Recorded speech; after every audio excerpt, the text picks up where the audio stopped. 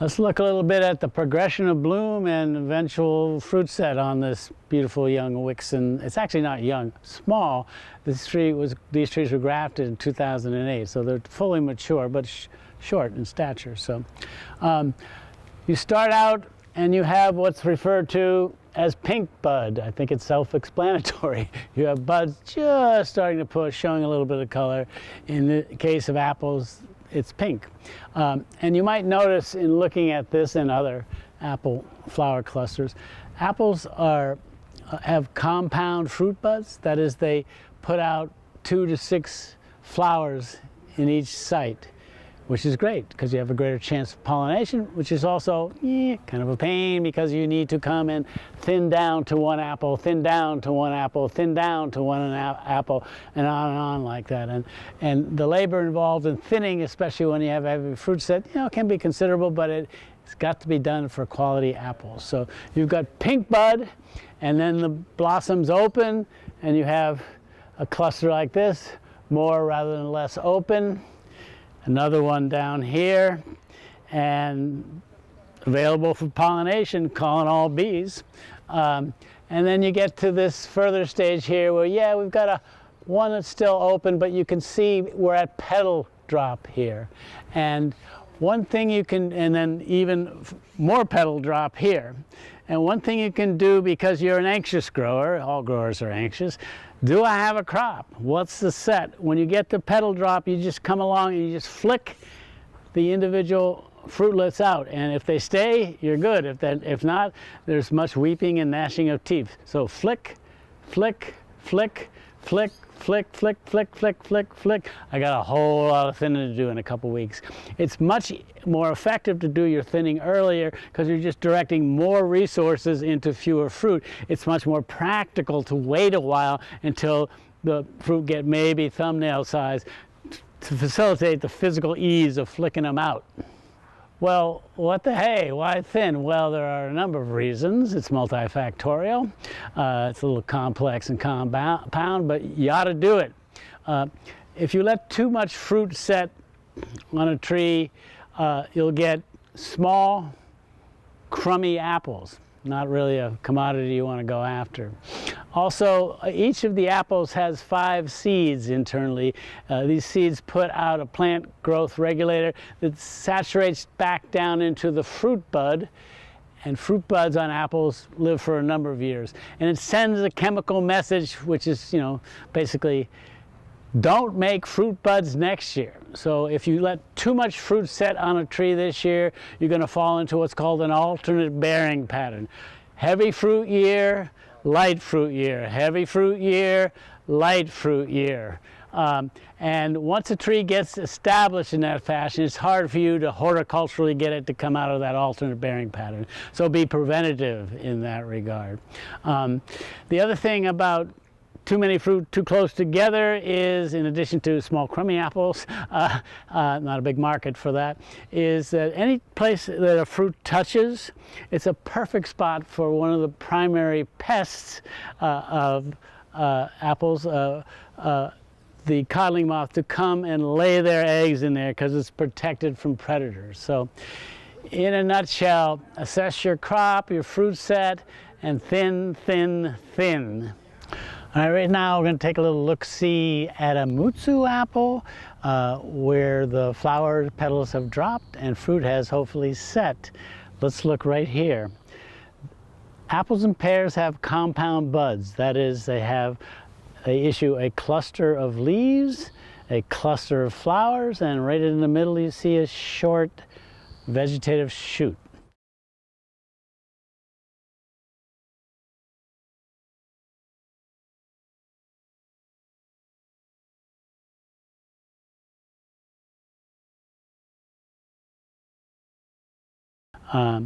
Okay, this has bloomed and dropped its petals.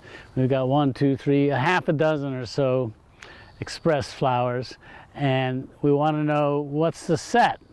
And in some cases, not so much. So I just go around and I flick.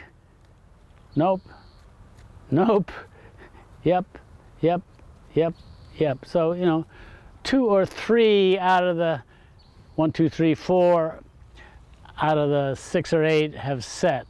This is going to require me to come and thin down to 1. Go down to the next bud, you do the same thing, rinse, repeat, going down the branch, especially with mutsu. It's such a big apple, sometimes approaching a pound per. You've got to thin to get size and quality. You've got to thin or else the branch can sag and break. Okay, I'm gonna say world's most amazing branch on a mutsu apple tree. It just comes from the trunk about 12 feet away, comes out and comes out and comes out. It was headed south towards Baja.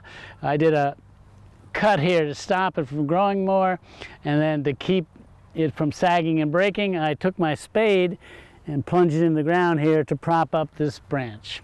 Okay, spade probably cost 80, 90 bucks when it was new, but if you amortize it against the amount of fruit, the pounds of fruit, the longevity of the fruit bearing over the years, well worth the trade. Okay.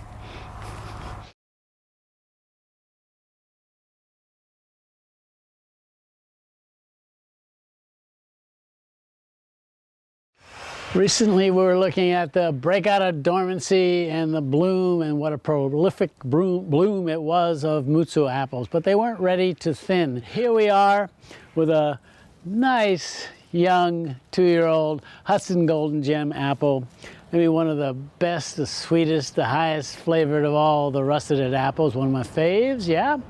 And we've got a pretty big bloom. We're just at and just past petal drops. Some are still blooming, some have dropped their petals, and lo and behold, some have set a cluster of fruits.